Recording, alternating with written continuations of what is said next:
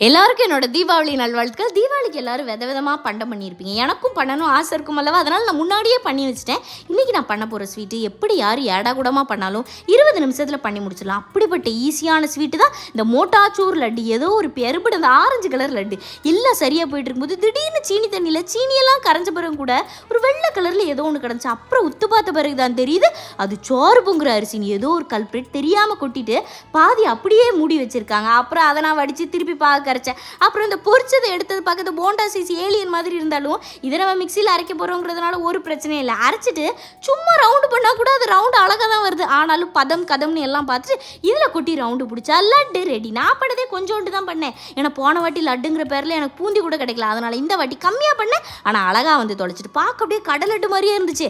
கையில் எடுத்து கொடுத்தோன்னு எடி லட்டுனா பண்ணுறியன்னு ஒரே பாராட்டு. ஆனால் எனக்கு தான் தெரியும் இது ஒரு சப்ப ஜுஜிபி வேலைன்னு. இஷ்டம் போல் எண்ணெயில் போட்டு கோலம் வரைஞ்சாலும் லட்டு வந்துடும்.